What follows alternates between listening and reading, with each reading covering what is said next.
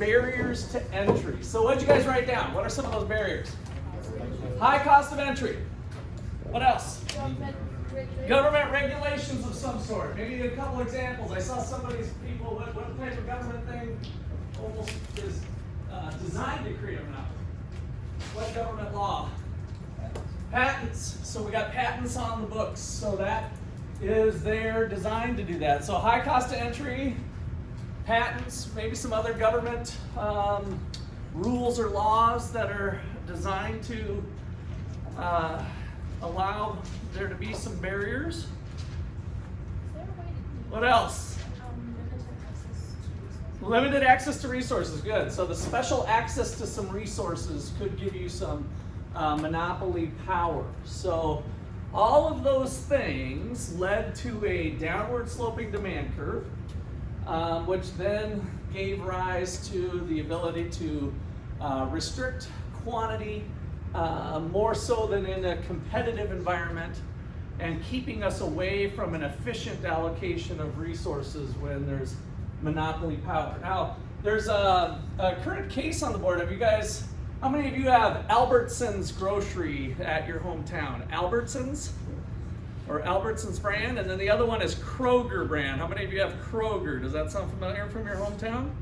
So those are the two biggest grocers in the United States. And they have a merger pending that is pending government approval so that they can compete. And so the story that they're telling the public is that, oh, we need to combine to stay competitive in the global environment or whatever. So do you believe that it sounds kind of good? It sounds kind of plausible, I guess. But in many ways, these grocery stores compete at various levels, especially in bigger city where there might be a couple of them, but on the quality of service and the threat of entry. So one thing we haven't talked about quite as much is what's called a contestable market. So if Albertsons is in a particular town, knowing that there's another big grocer like Kroger, if they start charging too high of prices and have too fat of margins, right, the profit signal comes up. And then if you're Kroger brand, it's not as hard for you with your resources to establish a competition against that grocer, right? In different ways, shape, or forms, especially with delivery and other things going on. So having competition. So I'm not for this merger. I like Kroger brand ice cream. If you haven't had their ice cream, it's some of the best. It's their generic brand. I don't know what would happen to my ice cream if they actually merged. Maybe Albertsons has a brand and they would decide we're not going to do Kroger brand ice cream anymore. And that would make me sad. So this is really a selfish move on my part to maintain A, my ice cream, B, my peanut butter. Generic brand, natural Kroger brand peanut butter. I promise you, you won't have a better peanut butter. And I'm fearful that that could disappear on me. So it's really a selfish motive on my part. That I want to keep the competition alive so that they continue to compete to producing quality products. All right, questions or comments? Yeah. Yeah, you said if they merged together, there would be less competition. But wouldn't that just make it easier for them to compete with even bigger grocery stores like? But they are the biggest. Yeah. Yeah, they are the two largest grocers in the United States, and so by combining, they'd be even bigger. Now, what they could take advantage of, and what they would claim, and what they are claiming, I guess, is that we have some economies of scale. So this chapter brings up this again. This was something we did either last week or the week before. Economies of scale was an increase in quantity leading to a decrease in long-run average total cost. So in industries where that's true, then there are benefits to maybe there being a couple grocery stores in terms of cost savings. So you might remember this thing might flatten out and then maybe it even turns up. So long run average total cost. So if both Kroger and Albertsons are currently at this quantity level, if they combine and double, so let's say they're both equal size, if they combine and they're now at Q2, one store operating at Q2, then that's their argument, right? They're saying, oh, there's economies of scale. And to stay competitive in today's global environment, our average cost of producing a basket of groceries here is $100, and now it'll be $80 due to the economies of scale. So it'll be better for us to be merged, we can bring lower prices to the masses, et cetera, et cetera. And so that would be their argument.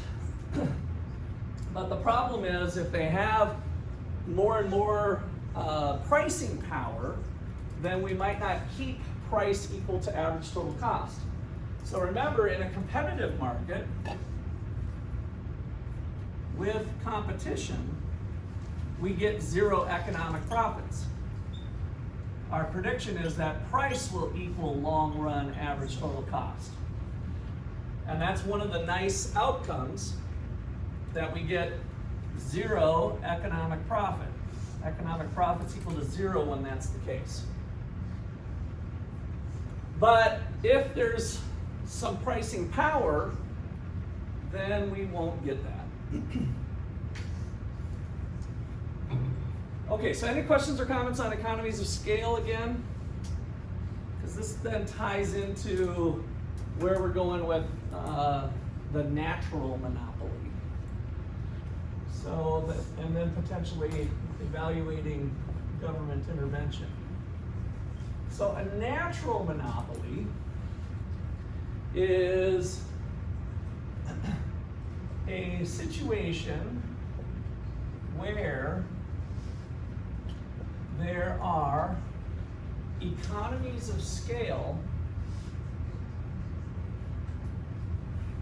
over all relevant ranges of production.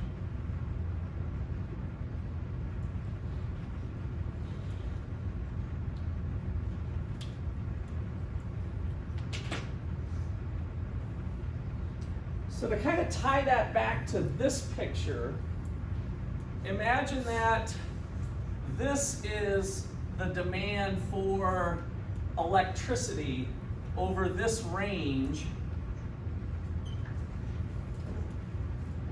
of demand. If the amount that people want to consume is over this range, then it would be natural for one company to be the low-cost provider. You with me? So if this was the range of demand, then it would be natural for one company to provide this to get the lowest cost possible. If there's two companies, then they're somehow splitting up the market. Kind of back to my Albertsons and Kroger, they're not able to kind of take advantage of the economies of scale. So that's kind of the natural part. And if we left kind of everything on its own, companies would continue to merge, kind of what's going on with Albertsons and Kroger perhaps. So it would be natural, the free market, so let's put note here. The invisible hand, so when I use invisible hand, we're basically just saying people free to do what's best for themselves to maximize profits. The invisible hand would lead firms to continue to merge until there is one firm.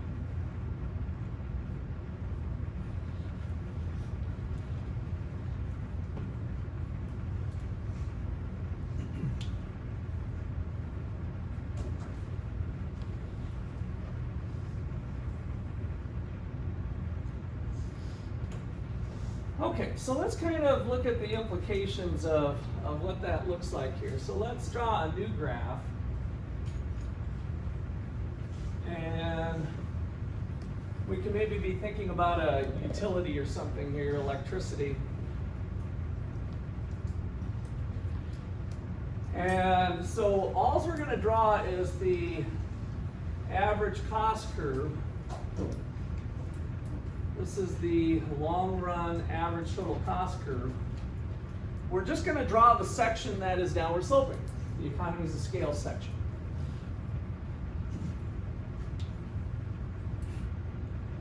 And we're also going to put in here a marginal cost curve. It's still going to follow the same properties, but it's going to look a little weird. That it's going to be J-shaped and then eventually upward sloping.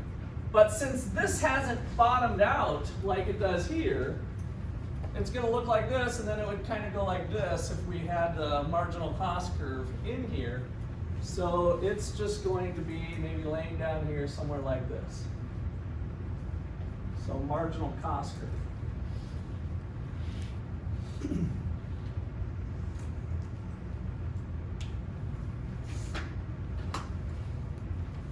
All right, so that picture is depicting kind of the circumstances with a natural monopoly, that it would be good for firms to continue to merge into one if that was the case. All right, so then draw a demand curve and have your demand curve kind of intersect somewhere over here. It doesn't really matter too much where it is, but somewhere off to the right. And then we'll have a marginal revenue curve that's twice as steep. Remember the little econ hack here, half the distance from where that goes, kind of gives you a marker to get a marginal revenue curve.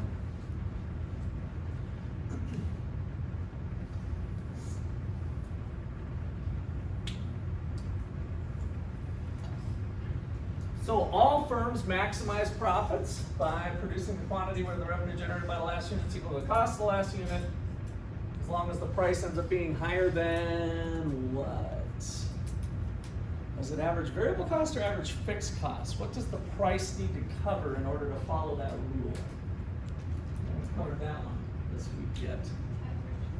Average variable cost, good. So it needs to cover your variable cost.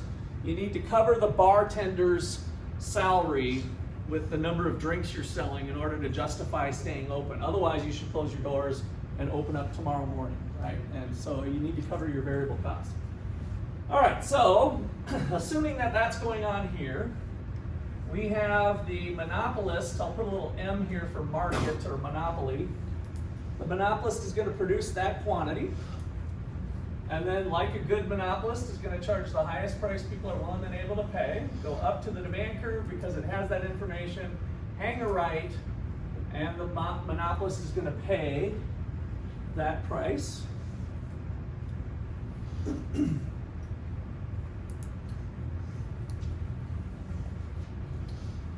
All right, and then we can measure the profit of the monopoly by using our profit equation with, this one is kind of useful in this case here.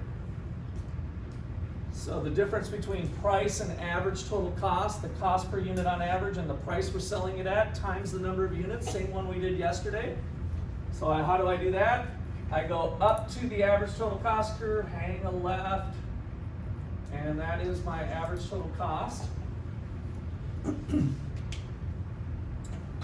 Which gives me now this amount of profit.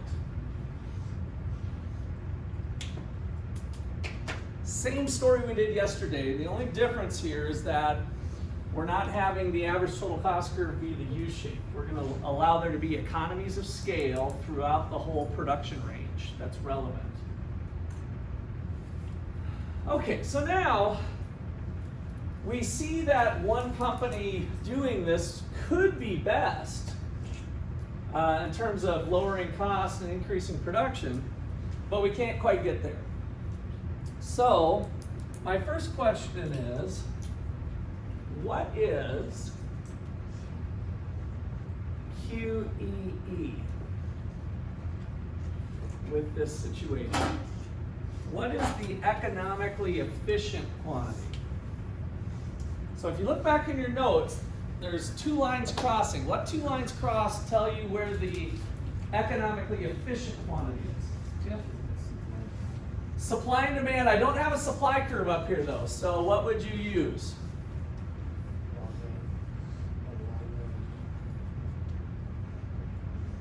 What is the supply curve from previous work? The marginal cost curve. So the marginal cost curve is the supply curve. The demand curve is the marginal what curve? Not marginal revenue. This is marginal revenue. It says NP, but it can't remember Okay, yep, Jesse's got it. It's MB, but she can't remember what B means. Benefit, marginal benefit. So write that down in your notes, Jesse. So marginal benefit. So the demand through the price people are willing and able to pay shows the benefit of buying that extra unit. So that's what the benefit part means. The revenue, by the way, just so that we're not confused, this is the benefit to the company of selling another unit. This is the benefit of the consumer eating that unit. You with me? So they're different, right? So the marginal revenue is the marginal benefit, but it's for the company in terms of sales revenue. The benefit is the consumer. So where we have the economically efficient quantity for society, is what is that? Well, it's where marginal cost equals marginal benefit, and that is at this QEE right here.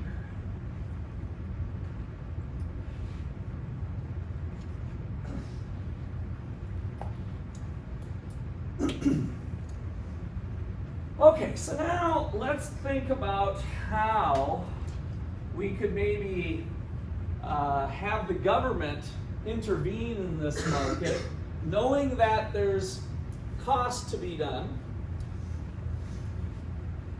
What if we have government intervention? So let's put, can we use government regulation to improve the market outcome?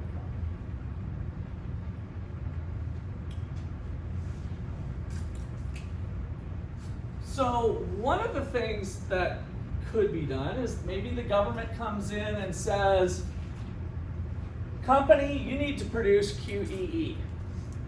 All right? So that's called marginal cost pricing. So can we use government to improve the outcome? So let's try number one. Force company to produce QEE. So this is called marginal cost pricing. Because at QEE, then in order for the company to sell it, they'd have to do this price. Let's call it PMC, for marginal cost pricing. Why wouldn't a company produce that naturally? I mean, it would make the most people happy, wouldn't that? No, we already identified that. This is the profit maximizing company, so our company's goal is to maximize profits, right? Not maximize people's happiness. And so that'll kind of come out maybe obvious here once we, why wouldn't the company want to produce QEE? So what issues do you see with this government policy? There's kind of one really big issue with this policy. If they are forced to be the supplier of society's best quantity, what's wrong at that quantity? They're not making a lot of money. In fact, what kind of money are they making, Anthony? I like where your direction of thought's going to be. Bare minimum? Wrong. Less than zero, which means they're losing money, right? So at this price, how do you know that, Fernando? How do you know? Because you're right. I'll give you boost your confidence here. You are correct. They are losing money. How do you know that? If they're forced to produce this quantity.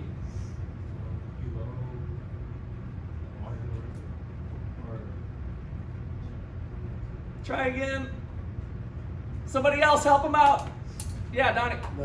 It's below the long run average total cost. Below the average cost, yeah. So if at this quantity, the price they'd have to dump it at, the most people are willing to pay is this, right? The most people are willing to pay is this, but the average cost is this. So the company would be losing money. So if this was our policy, force company to produce this, company has an economic profit less than 0, parentheses, price, let's put PMC, the marginal cost pricing is less than long run average total cost.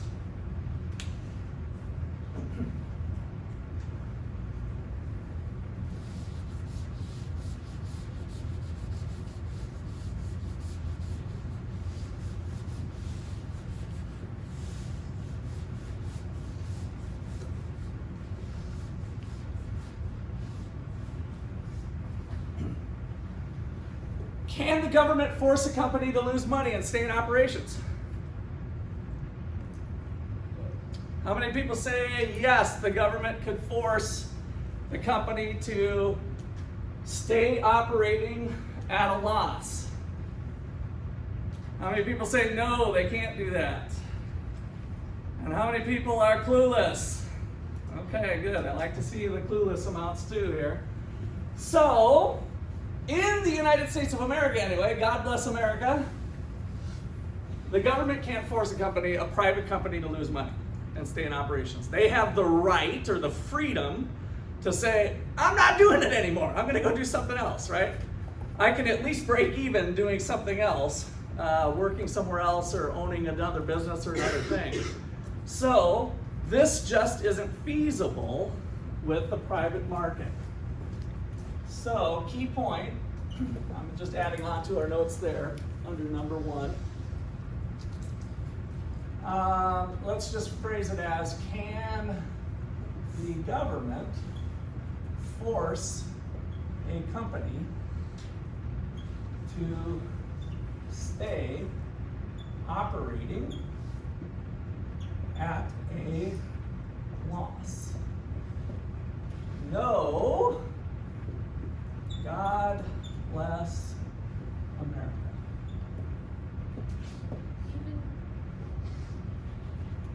Well, this is the case here. This is long run. Remember, this is long run. Could a company that is nationalized and owned by a country be forced to stay open? Well, that's government ownership, but where I was going to go next. So how about the government step in? So can the government own and operate at a loss? What do you think? Can the government do that? Yes. Should they? Anybody heard of the United States Postal Service? The post office. They don't make a lot of money, right? So how can the government be doing this? Well, they're going to force people to pay from other sources to subsidize that activity, right? So even proponents of, I guess, socialism, for lack of a better word, but government, big government, usually would steer away from this being a good idea, that the government should take over this operation as well. So that's not even a preferred option for people who would say, kind of, let's say, lean more towards government solutions or big government. Because it's a loser, right? And so the government wants something that's sustainable as well. So should we be, directing other tax revenues into supplying power to potentially rich people, right? There's mansions that need electricity too, right? So if you start thinking about what's really going on with a tax and subsidize method here, I think most, even Bernie Sanders and other people with big government, wouldn't advise the US government taking over a number of industries where this is the case. Does that make sense? So we want to keep it in private hands where possible, because the government's kind of shown themselves to not be able to run things very well. And that's what our country's kind of stood for, was to allow there to be more private ownership in terms of our spectrum of government, shifting more towards private ownership rather than government ownership. And if we look around the world, the same is true with owning oil and airlines and other things, governments in general, without other incentives in place, haven't shown to be very good operators of businesses, of ongoing concerns. But nonetheless, the answer to this question is, can the government own and operate at a loss? Yes. They can use tax and subsidy to pay for losses. And I'll put in parentheses, take on national debt would be the American way currently, the last 40 to 50 years.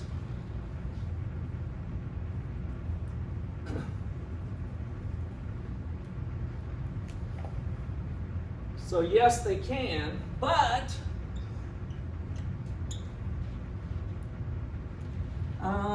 even, let's just say, big government supporters, whatever that means. Again, I'm trying to just be a little bit loose here. I'm just trying to say most people wouldn't advise going this direction, even in this type of industry. But even big government, let's just say advocates, typically do not support nationalizing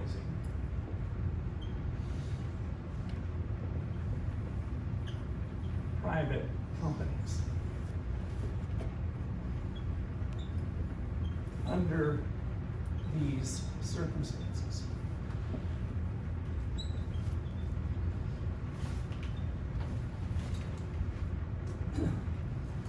So, in general, governments, not even US government, but if you look around the globe, governments don't have a good track record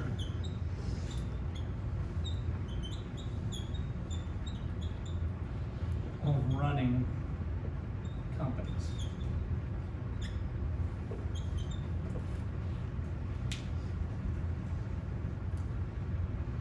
So you might be asking yourself, well, Russ, we have public utilities like electricity and gas. We have other situations where we've left the operations to a private company, but used government regulation to monitor them and regulate them.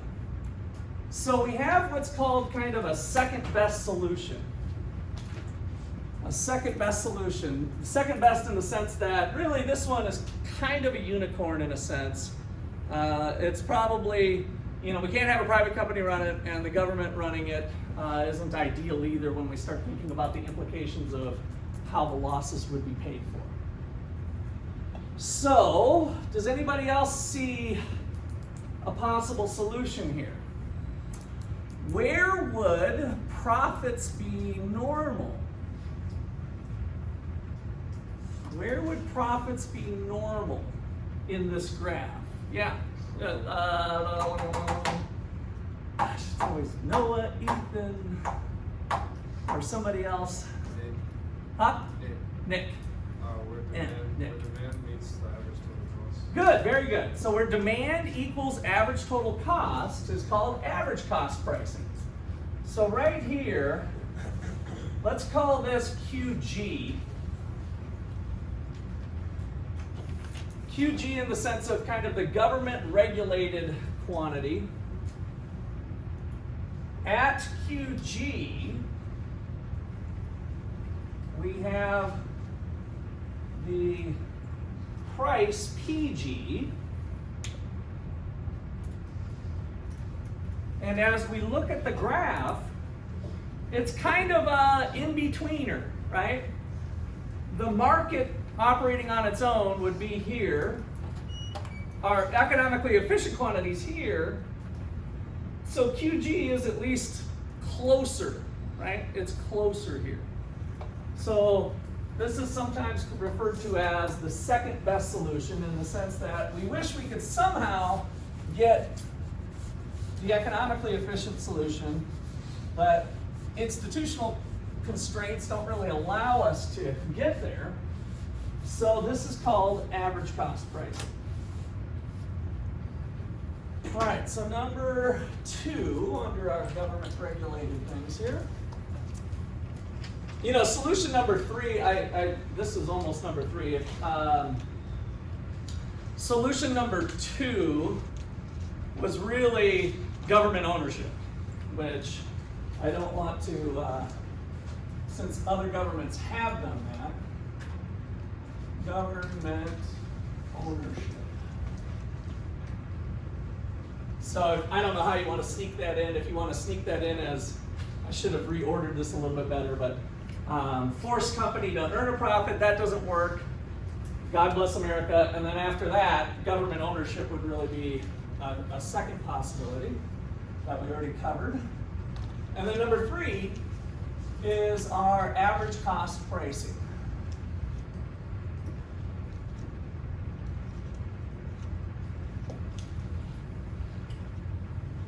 So at QG, economic profits equal 0.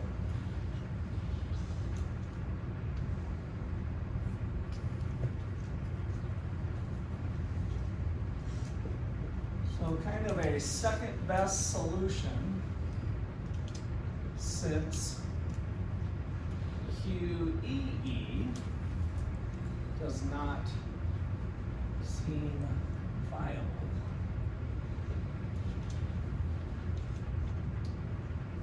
And so then we've got the market quantity, the government regulated quantity, and the QEE on your graph. Second best is that, hey, we're a little bit bigger than the market quantity, but we're not quite at what's economically efficient. But at least we're getting closer.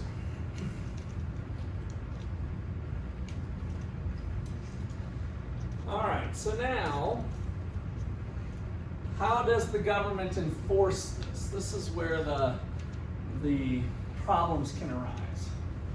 So let's put on here problems.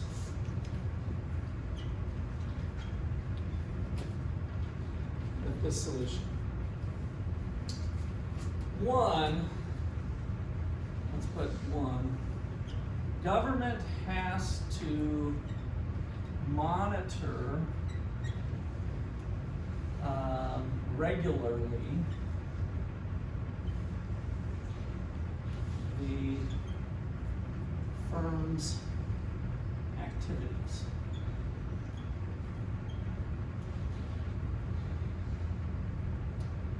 So government regulators have to come in and say, hey, we want to see your books and all of that. And so back in chapter 6, we talked about issues of regulatory capture. So that's a potential problem since we don't have angels running the government. The bureaucrats involved are just human beings that are pursuing their own self-interest, whatever that looks like. And so regulatory capture is the name of the concept that perhaps the regulators can be captured, so to speak, by the private company. So, private company has incentive to let's just say manipulate, for lack of a better word. Manipulate the process to get easy treatment from the regulators.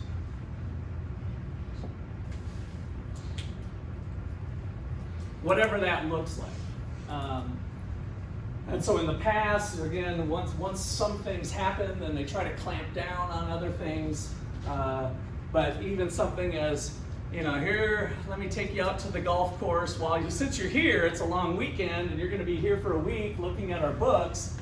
The country club has a great golf course. It's a Tom Watson course, blah, blah, blah.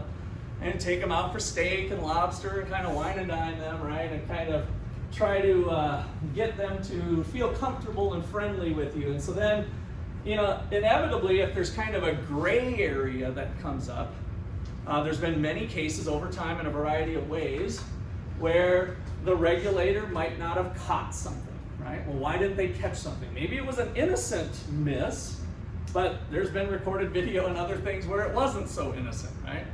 And so it gives rise, especially in other countries, maybe less so in the United States, to corruption. And so in some way, shape, or form, that could be going on in a legal, innocent way or in a not so legal, corrupt way, whatever that spectrum looks like. Okay, questions or comments there? Yeah, Jesse? For regulations, you mean like safety and quality checks? Yes. Perhaps, yeah. Because I'm thinking, But not necessarily. It could be just what their books look like for their costs. Because one of the things they're trying to do is to not have the electric company charging too high of a price. And so they're going to look at their cost structure and everything else.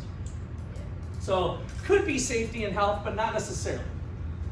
so I'm just thinking, like maybe a workers union could do this better because it's harder to like drive them.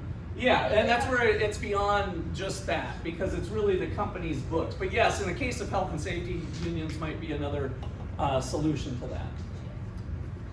Okay, so that is number one, where we might run into some problems. So basically this is the idea also of cronyism. So recall cronyism. Big government, big business, playing kissy face with each other. So big government and big business together as one. So those are some issues that we might face, kind of in the operational standpoint of it. Number two is that the firm, the private firm, does not have the same incentives to minimize costs.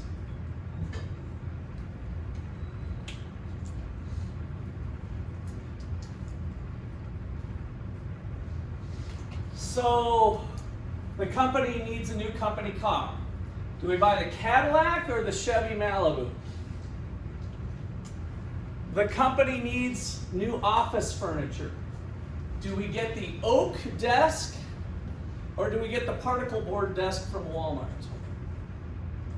The company needs new paper. Do we get the nice, thick, heavier gauge paper or the real cheap, flimsy paper? Right? So everything going on with the company, the average cost pricing model is going to have it so that their profits are zero.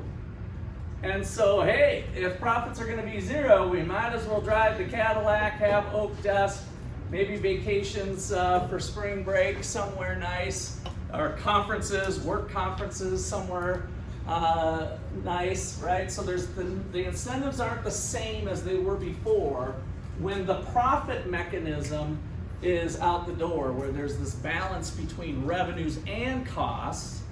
The company's thinking, oh, we could save money by getting the particle board desks and getting a Chevy Malibu and the cheaper paper if they don't think it'll impact their revenues, right?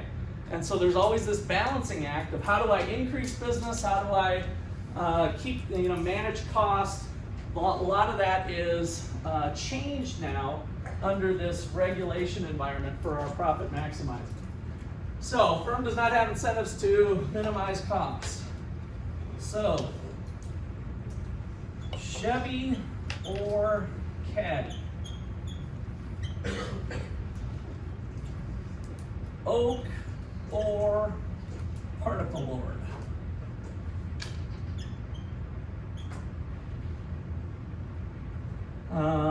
Thick, nice paper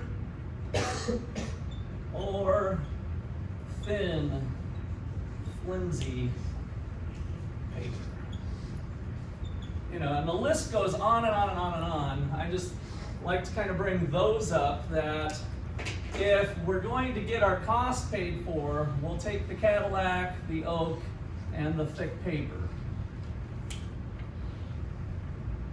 So the key point with that comment is that without profits, a firm does not manage costs the same.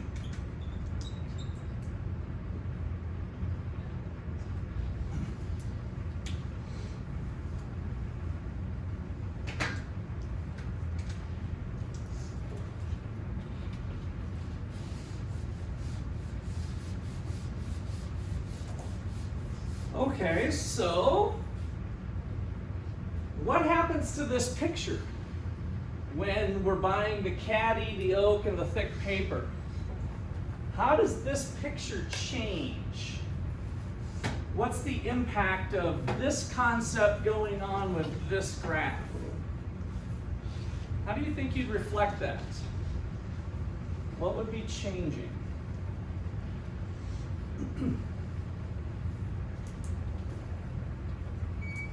Let's go to the back of the room here. What do you think would happen if we're buying the Cadillac, the oak, the thick paper? What would happen to that graph? What would be moving around? So Daniel, how about number 23 and 8? 1, 2, 3, 4. Give me a name again. Skylar. What do you think's happening? Is this a cost-related thing or a revenue-related thing? This concept here, where the caddy, the oak, is it a cost-related thing or a demand or revenue-related thing? Cost. How many cost curves we got up here? 2. So which one do you think it would affect? And it might affect both, but what direction would you want to move this cost curve? It's not going to stay the same because at the government regulated quantity of, again, just to make up a number here, 100 units, the cost was PG, right? So the whole idea was cost equals revenue. We got economic profits normal through government regulation. What do you think happens to the long run average total cost curve? It goes up.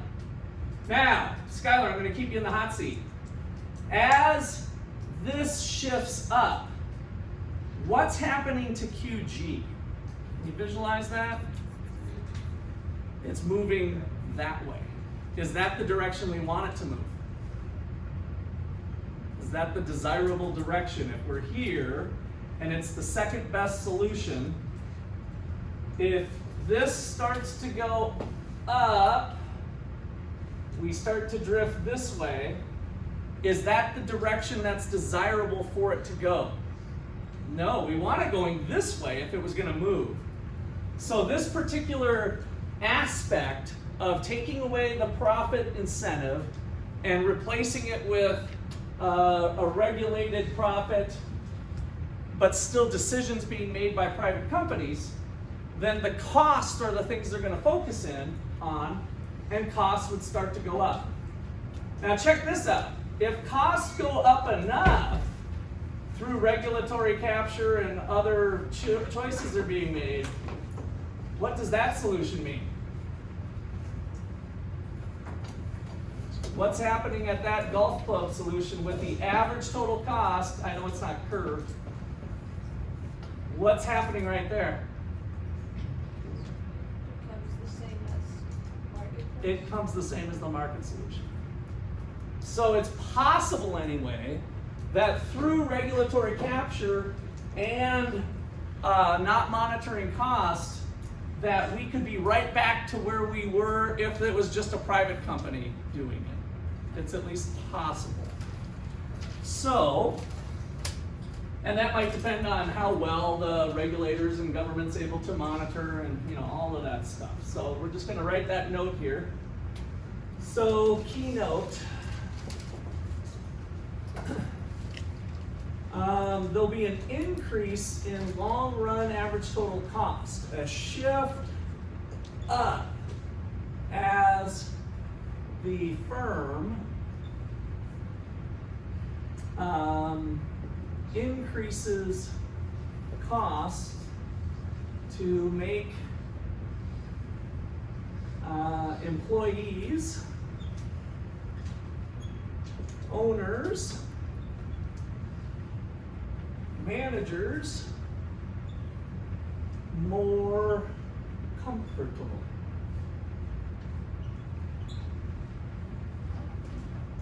At work.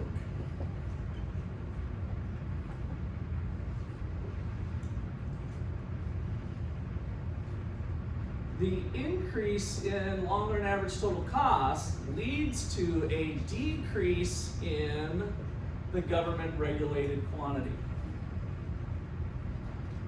moving it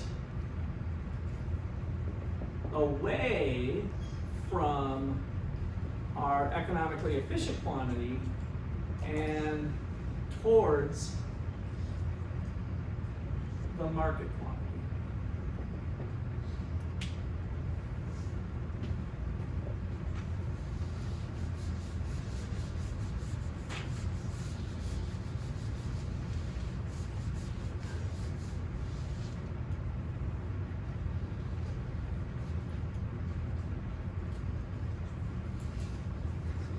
Note, it is possible for the increase in long-run average total cost to be big enough such that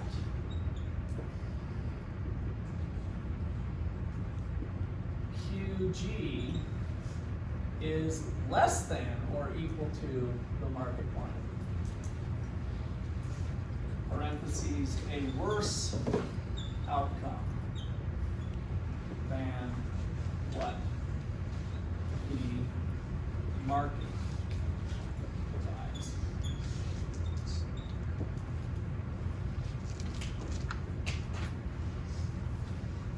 Now, this is kind of theory. In reality, we probably don't get all the way to there. I wouldn't think, at least in the United States, that we would get to that point, but it's heading that direction. And so, again, the government solution, which can look good on paper, being the second best solution, after thinking about the incentive structure changing, may not give us the results that we were hoping for. Okay, any last questions on natural monopoly or comments? Questions or comments? Jesse? So, is there a better way we could do patents so that one person doesn't have a monopoly over everyone else first? Okay, so first of all, this is outside of the patent talk, just so you know. Okay. So, I mean, I just want to make sure that's clear. I don't mind tackling that question, but this is outside the patent thing. So we don't need, what's driving this result is economies of scale over all relevant ranges of production. So one firm being able to produce all of the quantity can be done at the lowest cost. So economies of scale exists over all relevant ranges of production. So the patent thing, shortening, that's where the debates would be on shortening patents and other things, but that's a little bit different. I am actually in favor of patents, even though Dr. Jacobson did somewhat bend my ear a little bit, thinking about how that process has gotten kind of ugly and maybe favors big business more than the little guy. And so I'm more concerned about the little guy and the poverty and poor guy, and so he's probably onto something there. And I think what happens in the United States is if you come up with a really whiz-bang idea and there is high barriers to entry that only big companies can really, let's just say, fully take it to market because of economies of scale or the complexity of the industry, the inventor / entrepreneur that kind of got it off its feet probably just sells off the patent to the big company and they still become rich.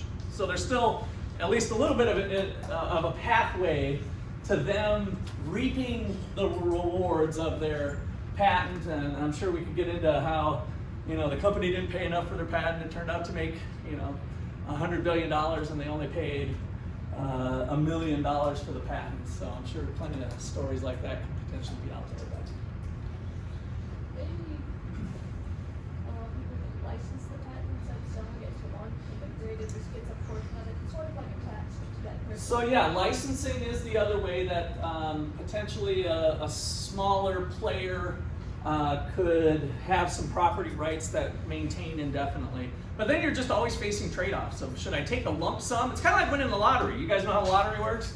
You win the lottery, they pay you, well, you can be paid $100,000 per year for the next 20 years, or I'll give you, I'm just making up numbers, I'm not sure if I'm being consistent here, $2 million today, or $1 million today. It was a $2 million lottery, but it was a simple sum of the stream. Everybody needs to make that choice. Is it better to take all the money up front at a discounted amount, or is it better to take the payment stream? So licensing gives you a payment stream over time, and taking an upfront payment means you've got all the money up front. You can go start another business or do something else with your life, right? So that has some freedoms to it too. And so in a market, in a society that's based on freedom, people get to make their own choices on that. And they have the ability to go consult with, if it's big enough stakes, they can get some professional help from attorneys and other business professionals and other people to try to make what's the best decision for their life. So, Okay, I'm going to move on here to can a monopoly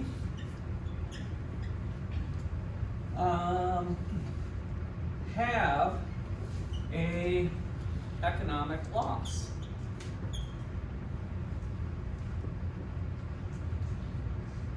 So what I'm trying to say is, if you are the only seller of a good in a market,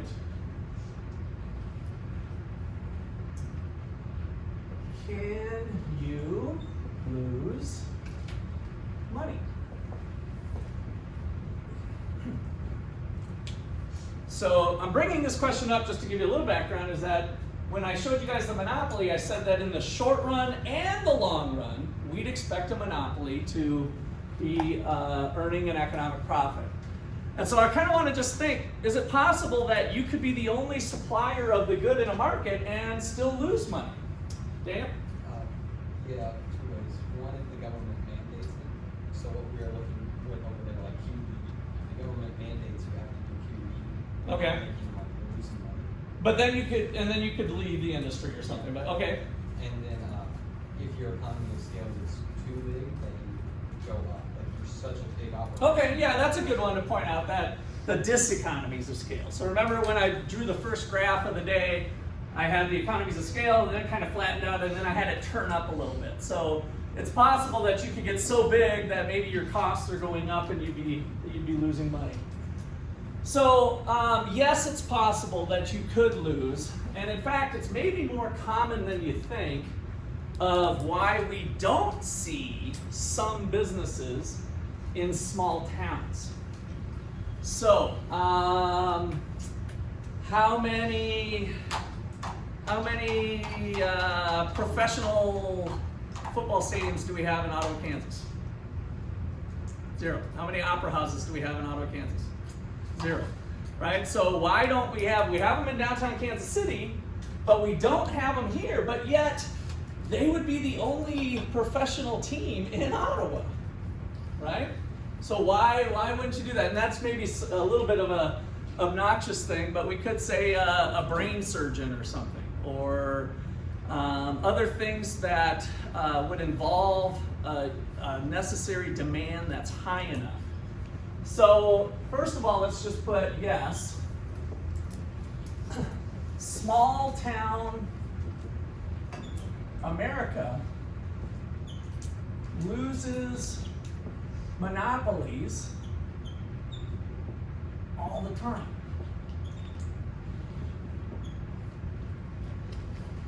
Why is there no longer a hardware store in our town? Right? Now there is here in town, we have a hardware store, so I'm not trying to say Ottawa. But, so example might be Main Street hardware store that was in business for 50 years. And the only one in town.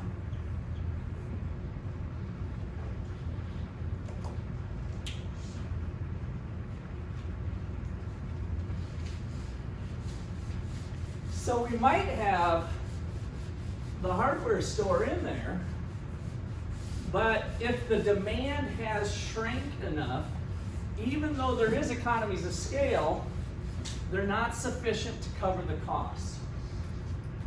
So let's draw that situation here of small town hardware store. So let's draw a demand curve, downward sloping, a marginal revenue curve, a marginal cost curve,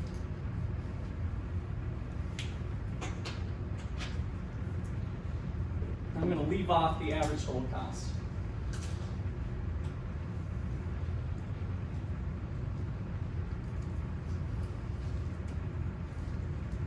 So kind of our home base for profit maximization is that the hardware store would maximize profits by producing this quantity of hardware in our town. They're the only show in town, and this is the price that they would charge for their goods.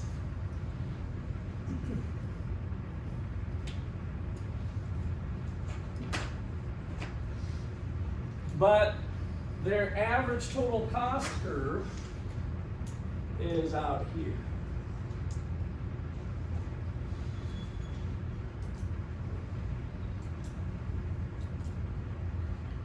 And this could continue up, I don't mean to be.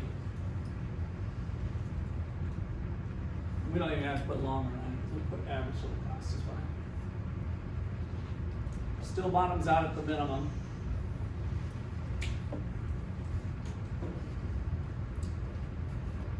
So, because the demand, there is economies of scale, but there's insufficient demand, right? So as the town shrank, the demand for hardware within there shrank, and maybe as a part of, you know, Home Depot and Lowe's or something being located a half an hour away, you know, people would travel up there because they weren't able to justify what the local hardware store was paying. Whatever the case is, we have a loss.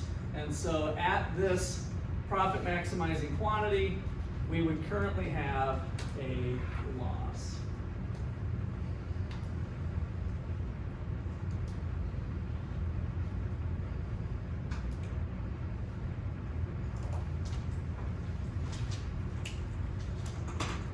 Now, what did the town look like 30 years ago, 20 years after he'd been in business? With the magic of the golf club, you know, does this make sense if demand was up here? Yeah, we're back in business, right? So as the town shrank, we maybe we were breaking even for a while, and then the town got even smaller, and eventually it's no longer sustainable for our monopolist hardware store to stay in business. So it is a matter of demand relative to supply that our private companies need to be thinking about. So if you guys on your graph, if you want to draw an old demand curve out here just somewhere, maybe put dots. This is the old demand curve back in the day, right? So kind of just imagine that the demand has shrank over time.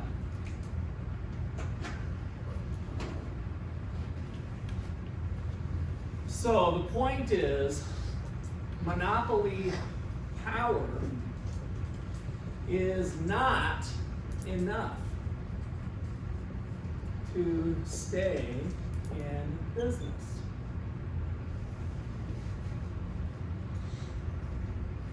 you must have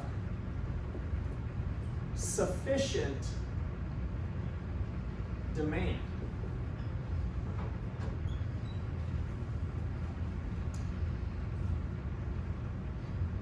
Even with economies of scale.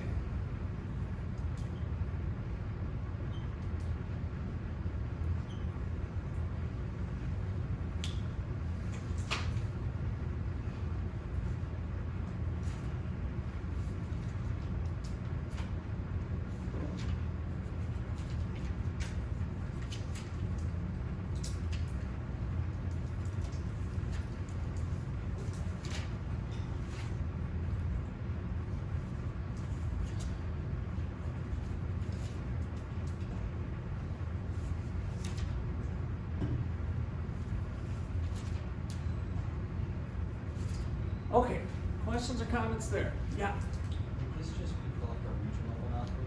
So monopoly one. Yes, and so that if they're able to,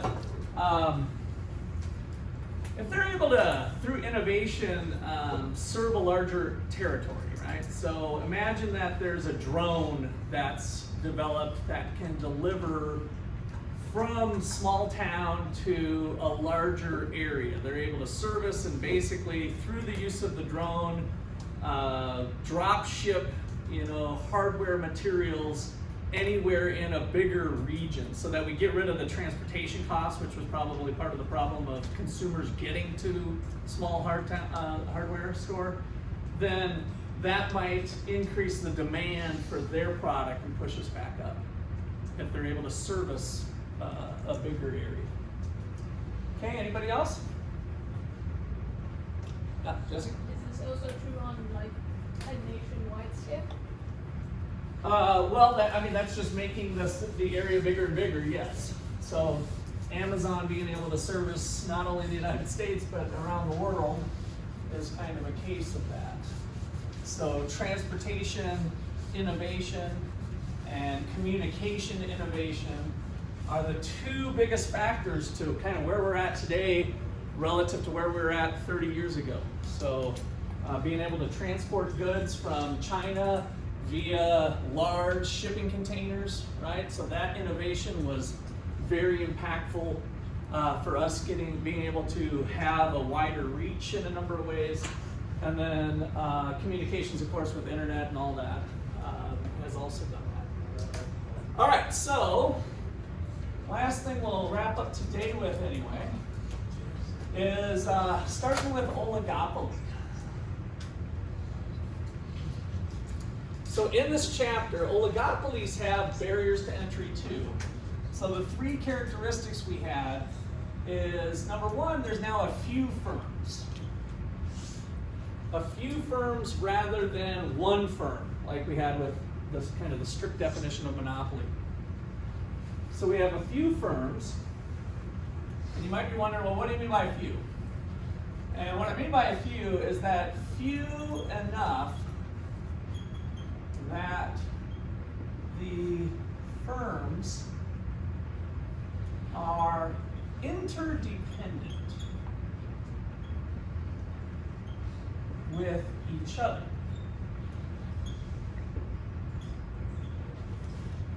Interdependent.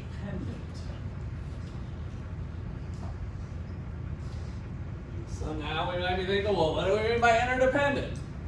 And what it means is that one firm's choice of doing something is going to have an impact on another firm's choice. If you go back to our competitive market, especially perfect competition, Farmer Joe, it didn't matter if Farmer Joe made 10 bushels of corn, 20 bushels of corn, 30 bushels of corn. Whatever Farmer Joe did not impact Farmer Ted, right? They were independently making their choices on what to do and what quantity to provide. But now with just a few firms, we're going to have this interdependence. And so the interdependent part is that one firm's actions have an impact on another firm's outcomes. Usually these outcomes are going to be, profits. I'll put parentheses profits.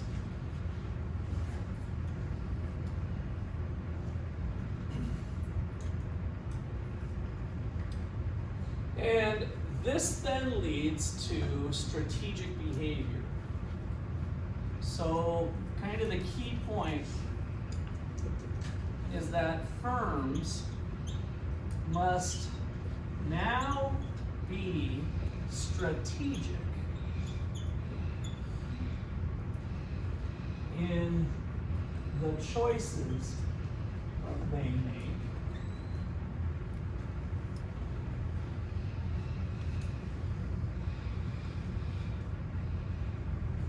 Thinking about what other competitors might do.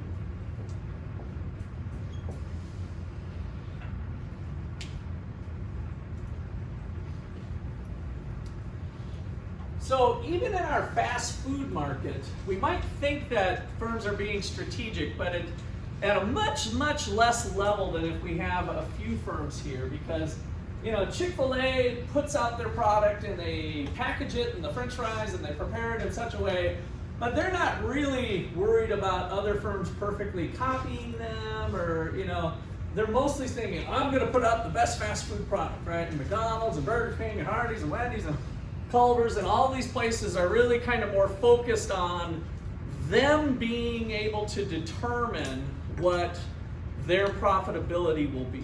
Now, when we start to get down to a small town where there's only a McDonald's and a Burger King, there's two firms serving the market area, there we might need to be a little bit more strategic, right? So the kind of the level of strategery, if you will, might go up if the market circumstances change.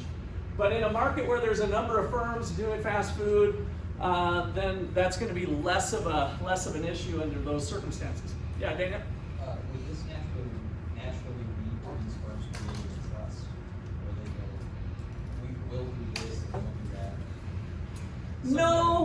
No, because I think in a competitive environment, they're going to be, again, I'm back to a number of firms. They're going to be a lot more ruthless at, I'm going to just outdo the other person, rather than wink, wink, let's kind of, hey, if you do this, I'll do this.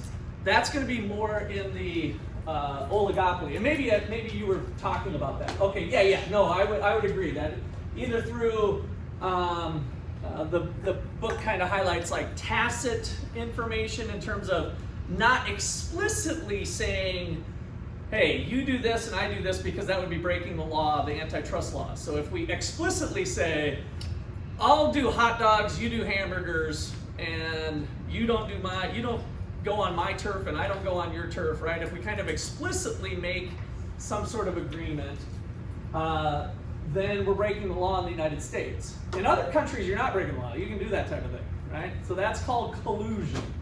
So maybe let me highlight some of that. So that was good comment here. So with oligopoly, so collusion, let me just define it. So collusion is an agreement among a few firms, the oligopoly setting, an agreement among a few firms to fix some choices related to operations.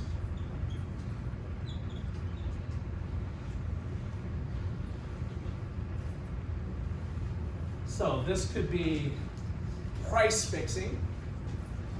So examples might be price fixing. So an example of that is, two local real estate companies agreed to both charge 7%. Like, hey, you charge 7%, I'll charge 7%. So realtors or real estate companies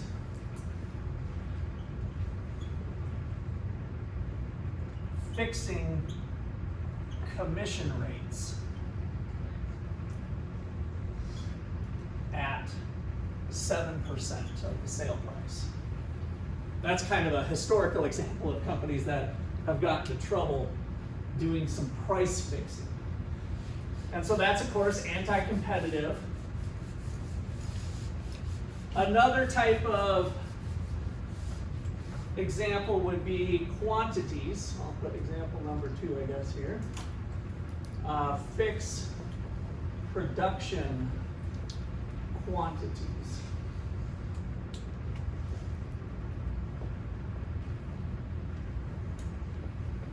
So, the OPEC, we'll talk a little bit more about tomorrow, the OPEC oil cartel would do it this way. And so the concept is everybody reduces quantity and the world price increases. So they're not fixing the world price of oil, but since they are the major countries that are supplying oil to the world, if they all work together, they can act like a monopoly. So that's kind of the idea with collusion, is to come up with a way to be able to act as one in some way, shape, or form. Jesse. What happens if like a few different companies all incidentally do this because the price they come to or quality they come to? That's where it's hard for, and I guess I wanted to end with that. And before, let me answer your question here. So, USA antitrust laws make this type of agreement illegal. And then I'll just put the big but. It can be hard to prove.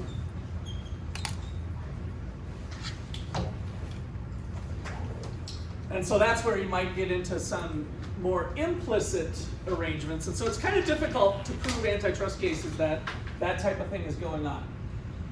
All right, let's break there. Jesse, if I didn't quite answer your question, I'll talk to you after class here. See you tomorrow. I think I asked you